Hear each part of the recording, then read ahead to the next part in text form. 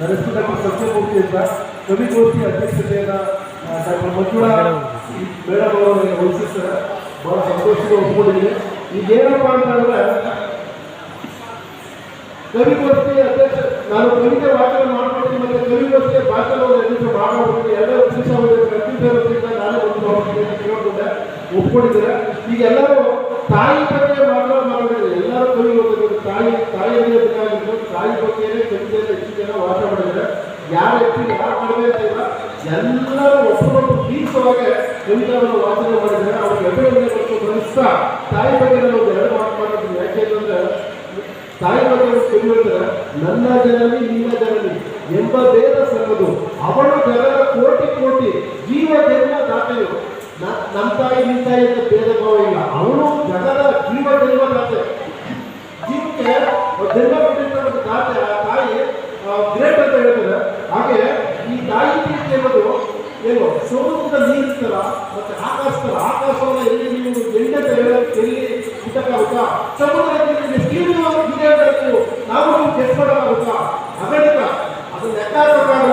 ಹಾಗೆ ಈ ತಾಯಿ ಪ್ರೀತಿ ಹೇಳ್ತಕ್ಕಂಥದ್ದು ತಂದೆ ಸತ್ತರೆ ಮಕ್ಕಳು ಅರ್ಧ ತಗೊಳ್ಳಿ, ತಾಯಿ ಸತ್ತರೆ ಪ್ರೀತಿ ತಗೊಳ್ಳಿ ಆಗ್ತದೆ. ಹಾಗಾಗಿ ಈ ತಾಯಿ ಪ್ರೀತಿಯಿಂದ ಯಾರು ವಂಚಿತರಾಗಿರ್ತಾರೆ, ತಾಯಿ ಒಪ್ಪಿಗೆಯಿಂದ ಯಾರು ವಂಚಿತರಾಗಿರ್ತಾರೆ ಅವ್ರನ್ನೇ ಅನಾಥ ಮಾಡ್ತಕ್ಕಂಥದ್ದು. ಹಾಗಾಗಿ ತಾಯಿ ಪ್ರೀತಿ ಹೇಳ್ತಕ್ಕಂಥದ್ದು ಜೀವನದಲ್ಲಿ ಬಹಳ ಮುಖ್ಯ. ಈಗ ನೋಡಿ, ಒಬ್ಬ 90 ವಯಸ್ಸಾಗಿದೆ, 90 ವರ್ಷ ಆಗಿದೆ, ಅವ್ರು ಈಗಲೂ ಮಕ್ಕಳು ಮೊಮ್ಮಕ್ಕಳು ಹೆಂಡತಿ ಎಲ್ಲ ಇದ್ದಾರೆ. ಆದರೆ ಅವರು ಈಗೂ ನಮ್ಮ ಅಮ್ಮ ಅಂದ್ರೆ ಮಕ್ಕಳಿಂದ ಹೆಣ್ಮಕ್ಳಿದ್ದಾರೆ, ಗಂಡ್ಮಕ್ಳಿದ್ದಾರೆ, ಎಲ್ಲ ಇದ್ದಾರೆ. ಆದರೂ ಅಮ್ಮನ ನೆನಪು ಈಗ ಅವ್ರು ಮಾಡ್ಬೋದು. ಪ್ರತಿಯೊಬ್ಬರು ಸಹ ಅಮ್ಮನ ನೆನಪು ಮಾಡ್ಬೋದು. ಹಾಗಾಗಿ ನಾನು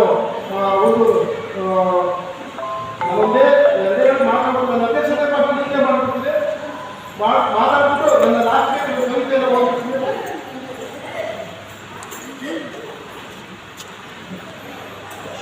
ನಿಸ್ವಾರ್ಥ ಹಾಗೂ ಕವಿತೆ ಯಾಕೆ ಬರಬೇಕು, ಸಾಹಿತ್ಯ ಯಾಕೆ ಬೇಕು ಅಂತಂದ್ರೆ ನಿಸ್ವಾರ್ಥ ಹಾಗೂ ಸಮಾಜ ವಿಷಯದ ಸಾಹಿತ್ಯವು ಇಡೀ ಸಮಾಜದ ಬದಲಾವಣೆಯನ್ನು ತರಬಹುದು ಎಂದಾದ್ರೆ ಸಾಹಿತ್ಯಕ್ಕೆ ಜನರನ್ನು ಹಿಡಿದಿಡುವ ಶಕ್ತಿ ಇರುವುದು ಅತಿಶಯೋಕ್ತಿ ಅಂತ ಹೇಳ್ಬೋದು.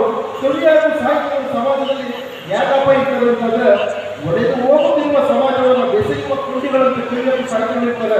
ಉದಾಹರಣೆಗೆ ವಿಚ್ಛೇದನ ಕೋರ್ಟ್ ಹೋದಾಗ ಕೋರ್ಟ್ ಏನು ಹೇಳ್ತಾರೆ, ಫಸ್ಟ್ ನೀವು ಮಧ್ಯಸ್ಥಿತ ಸೆಂಟರ್ ಹೋಗಪ್ಪ ಅಂತದ, ಮಧ್ಯಸ್ಥಿತ ಸೆಂಟ್ರಲ್ಲಿ ಅವರು ಒಂದು ಮಾಡೋದಕ್ಕೆ ಪ್ರಯತ್ನ ಮಾಡೋದು ಕೋರ್ಟ್.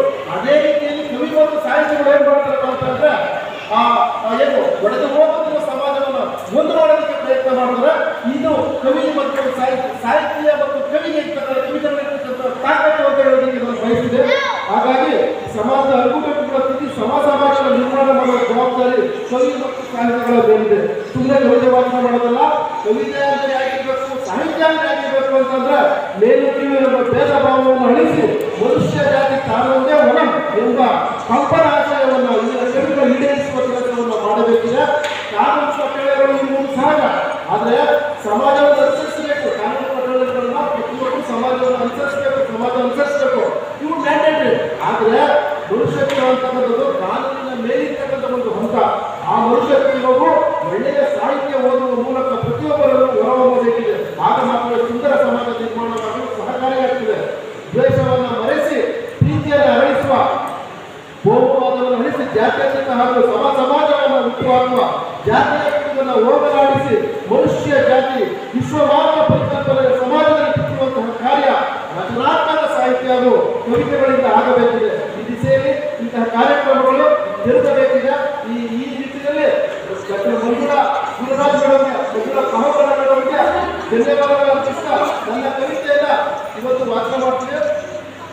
ನನ್ನ ಕವಿತೆಯ ಶೀರ್ಷಿಕೆ ಪ್ರಿಯತಮೆ ಬಳ್ಳಿ. ಮನಸ್ಸಿಗೆ ಲಗೆ ಇಟ್ಟ ಚೋರಿ ಅಂದಾಗ ನಗಿರುವುದು, ನನ್ನ ಮನ ಅರಿತ ಕುವರಿ ಬಹಳ ವಸ್ತುವಿನಲ್ಲಿ ನಿಂತ ಬಂಗಾರಿ, ಸ್ಫುರದೂರ್ಪಿ ನೀರು ರೋಮಾಂಚನದ ಬಾನು, ಅಕ್ಕರೆಯ ಸಕ್ಕರೆ ಸವಿಯ ಕಲ್ಲು ಸಕ್ಕರೆ, ನಿನ್ನಿಂದ ನಾ ಬಂದೆ, ನೀ ತಾಳಿ ಎಂದೆ, ನಾ ಕರ್ಪೂರದ ಗೊಂಬೆ